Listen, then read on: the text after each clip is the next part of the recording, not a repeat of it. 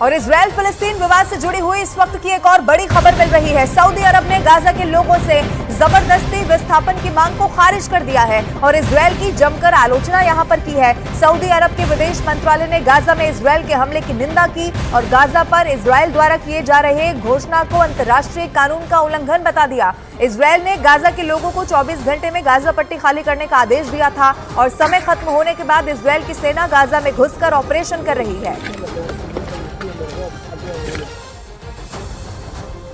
Israel की सेना ने हमास के एक ठिकाने को तबाह करने का दावा कर दिया। इजराइल की सेना के मुताबिक हमास के लड़ाके उस ठिकाने से इजराइल के टैंकों को निशाना बनाने की कोशिश कर रहे थे, जिसे उसके सैनिकों ने नाकाम कर दिया। और इजराइल की सेना ने हमास के उस ठिकाने को बर्बाद करने का एक वीडियो भी जारी किया, जिसमें एक घर में जोरदार विस्फोट होता नजर आया, जिसके बाद चारों तरफ धुआं फैल गया। इतना ही नहीं, इजराइल ने हमास के उस ठिकाने को तबाह करने के साथ ही हमास के दूसरे ठिकानों को मिट्टी में मिलाने की भी धमकी दे डाली। 7 अक्टूबर को हमास के इजराइल पर ताबड़तोड़ हमले के बाद इजराइल ने हमास को मिटा देने की कसम खाई। इसीलिए इजराइल की सेना ने हमास के ठिकानों को ढूंढ कर उन पर हमला करना शुरू कर दिया। लेकिन आरोप लगा कि इजराइल के इन हमलों में गाजा के आम लोग भी मारे जा रहे हैं। हालांकि इजराइल की सेना ने दावा किया कि गाजा के लोगों से उसकी कोई दुश्मनी नहीं है, इसलिए उसने इंसानियत के नाते उत्तरी गाजा के लोगों को वहां से निकलने की चेतावनी भी दी, ताकि हमास से जंग में गाजा के मासूम लोगों पर आंच न आए। इजराइल की सेना ने साफ किया कि उसकी लड़ाई चरमपंथी संगठन हमास के खूंखार लड़ाकों से है, न कि गाजा के आम लोगों से। गाजा के नागरिक उसके दुश्मन नहीं है। इजराइल की सेना ने अपने बयान में दो टूक कहा कि वो हमास की तरह क्रूर नहीं है जो बेकसूर लोगों का खून बहाए, इसलिए उसने उत्तरी गाजा के लोगों को इलाका खाली करने को कहा है, ताकि इजराइल की हमास से जंग में फिलिस्तीन के आम लोगों की बलि न चढ़े। क्योंकि हमास और फिलिस्तीन दोनों में एक फर्क है।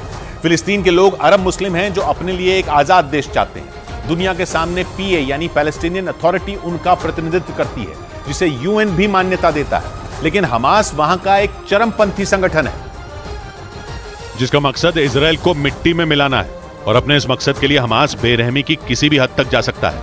वो इजराइल पर रॉकेट गिराता है, उसके लड़ाके इजराइल में घुसकर सरेआम लोगों पर हमले तक करते हैं। हालांकि हमास और पैलेस्टीनियन अथॉरिटी दोनों का मकसद एक ही है, फिलिस्तीन के लोगों के लिए अलग देश बनाना, जिसमें वेस्ट बैंक, पूर्वी यरूशलेम और गाजा पट्टी जैसे इलाके शामिल होंगे। वेस्ट बैंक के कुछ हिस्से पर पैलेस्टीनियन अथॉरिटी का राज है, बाकी का इलाका इजराइल के कब्जे में है। वहीं गाजा पर पूरी तरह से हमास का कंट्रोल है। हालांकि मकसद एक होने के बावजूद हमास और पैलेस्टीनियन अथॉरिटी के तरीके बिल्कुल अलग हैं। इसी वजह से दोनों की आपस में बनती भी नहीं।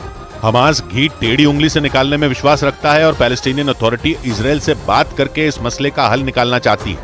वो इजराइल के साथ सहयोग करती है, लेकिन हमास तो इजराइल के वजूद पर ही सवाल उठाता है।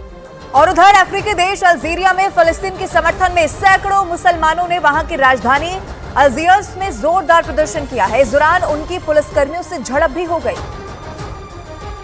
जिसके बाद पुलिस ने उन पर सख्ती बरती, मगर इससे तो माहौल और ज्यादा बिगड़ गया। प्रदर्शनकारी शांत होने की बजाय भड़क गए और वो पुलिस वालों से भिड़ गए, जिसके बाद पुलिस ने कई प्रदर्शनकारियों को हिरासत में लिया, जबकि कुछ को तो गिरफ्तार भी कर लिया गया। लेकिन इसके बावजूद अल्जीरिया में सड़कों पर उतरे सैकड़ों मुस्लिमों ने काफी देर तक फिलिस्तीन के समर्थन में प्रदर्शन किया। प्रदर्शनकारियों ने गाजा में इजराइल के हमलों की निंदा की। और उधर खबर यह भी है कि इजराइल ने लेबनान में हिजबुल्लाह के ठिकानों पर भीषण बमबारी कर दी है, जिसके बाद हिजबुल्लाह के टॉप नेता ने भी अपने लड़ाकों को इजराइल के खिलाफ तैयारी तेज करने का आदेश दे दिया। यानी अब फिलिस्तीन और इजराइल की जंग और ज्यादा भीषण होने वाली है। खबर के मुताबिक इजराइल की सेना ने हिजबुल्लाह के ठिकानों को निशाना बनाते हुए लेबनान में भी हमले शुरू कर दिए, जबकि पहले ही गाजा में इजराइल की फौज कहर बरपा रही है। हमास के लड़ाकों को चुन चुन कर मारा जा रहा है, ताकि हमास का वजूद ही मिटा दिया जाए। लेबनान इजराइल के बॉर्डर पर आसमान में धुएं का ऐसा गुबार उठता दिखाई दिया, जिसको देखकर ऐसा लगा मानो वहां किसी ने आग लगा दी हो। बताया गया कि इजराइल की सेना ने अब न सिर्फ हमास बल्कि लेबनान के चरमपंथी संगठन हिजबुल्लाह के खात्मे की भी कसम खाई है। रूस के राष्ट्रपति पुतिन ने भी नेतन्याहू को जमीन के रास्ते हमला न करने की सलाह दी। पुतिन ने आशंका जताई कि अगर नेतन्याहू की सेना ने जमीन के रास्ते गाजा में घुसने की कोशिश की तो वहां भयंकर तबाही मच जाएगी और इतनी लाशें बिछेंगी कि गिनना मुश्किल हो जाएगा। ऐसा इसलिए क्योंकि गाजा घनी आबादी वाला इलाका है। अनुमान है कि गाजा के उस छोटे से इलाके में लाखों लोग रहते हैं। ऐसे में अगर इजराइल की सेना वहां घुसी तो हमास के लड़ाकों के अलावा कई मासूम लोगों की जान भी जाएगी। और पुतिन का मानना है कि ऐसे लोगों की तादाद काफी ज्यादा होगी जो जंग की वजह से बेमौत मारे जाएंगे। И уж точно никогда не учитывали коренных интересов палестинского народа.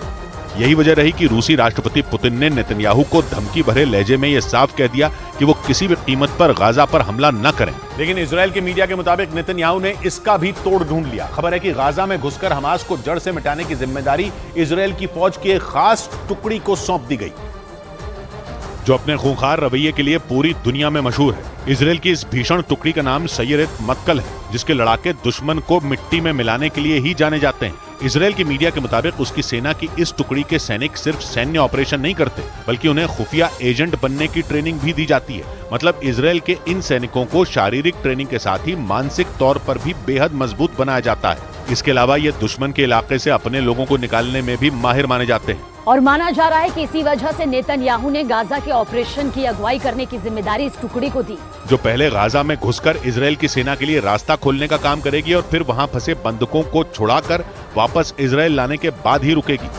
मुसीबत तब और बढ़ गई जब ईरान ने भी उसे खुली धमकी दे दी। इजराइल की मीडिया के मुताबिक ईरान ने चेतावनी दी कि अगर गाजा पट्टी पर बमबारी नहीं रुकी तो लेबनान का चरमपंथी संगठन हिजबुल्लाह भी इजराइल के खिलाफ जंग का बिगुल बजा देगा।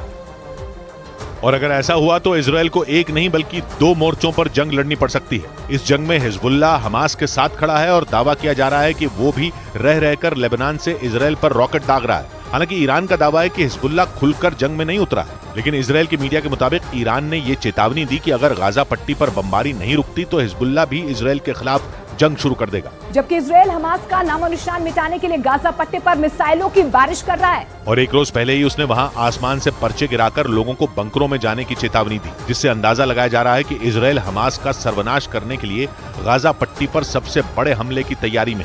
माना जा रहा है कि इसी वजह से ईरान उसे हिजबुल्लाह का डर दिखाकर गाजा पट्टी पर बमबारी से रोकने की कोशिश कर रहा है। और उधर हमास के हमले के बाद इजराइल गाजा में ताबड़तोड़ हमले कर रहा है। दूसरी ओर इजराइल ने अपने नागरिकों से जॉर्डन, मिस्र की गैर आवश्यक यात्रा करने से बचने की सलाह दे दी है। ये सबसे बड़ी खबर है। इजराइल की अपने नागरिकों से ये अपील है, जॉर्डन, मिस्र की यात्रा अगर जरूरी ना हो तो ना की जाए। गैर आवश्यक यात्रा करने से बचने को यहां पर कह दिया गया है।